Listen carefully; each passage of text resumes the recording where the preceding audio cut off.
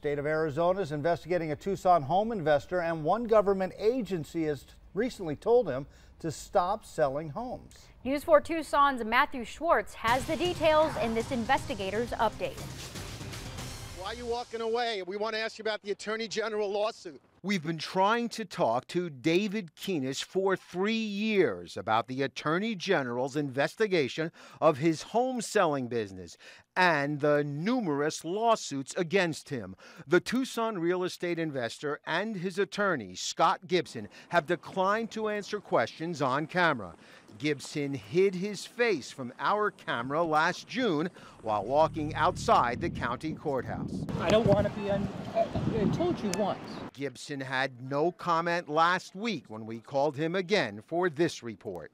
I've been paying on time every single month, and I didn't understand why would we be going through foreclosure if we had paid every single month on time. Jan Go and her husband Alan bought a Midvale Park home from Kinas in 2014 for $99,000. They say they paid the monthly mortgage of $887 in person at Kinas' office and got receipts.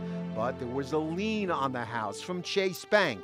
The Go's lawyer says a company Kinas manages, Deed and Note Traders, was supposed to advance the Go's payments to Chase, but that Kinas stopped doing that.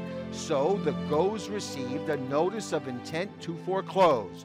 The Go's are the latest people suing Kinas, and there's more. The News 4 Tucson investigators have learned that the Attorney General is again investigating Kinas. And we've learned that the Arizona Department of Real Estate has issued a cease and desist order against Kinas and Deed and Note Traders. The order states that the department's records contain no documents indicating Deed and Note Traders LLC has ever held a real estate brokerage license. Last April, the same agency filed a cease and desist order against Kinas and another business he managed, 881 Home.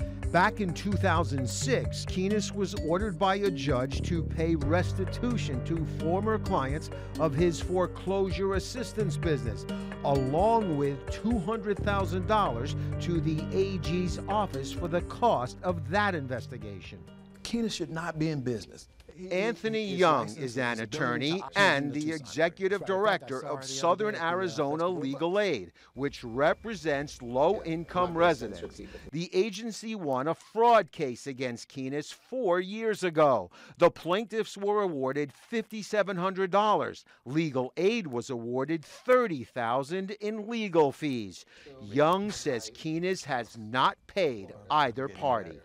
Would you like any action taken by the government against David Kinas, and if so, what?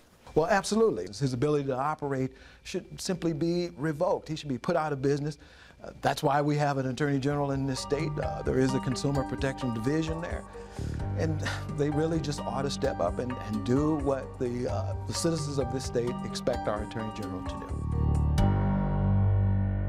A spokesman for the Department of Real Estate said the agency has shared the cease and desist order with the Attorney General's office. The AG's spokesperson says she can't comment on whether there's an investigation, but two independent sources tell the News 4 Tucson investigators that the AG is investigating David Kinas. If you have a story you'd like us to investigate, email us at investigators@kvoa.com or call 955-4444. Investigating for you, Matthew Schwartz, News 4 Tucson.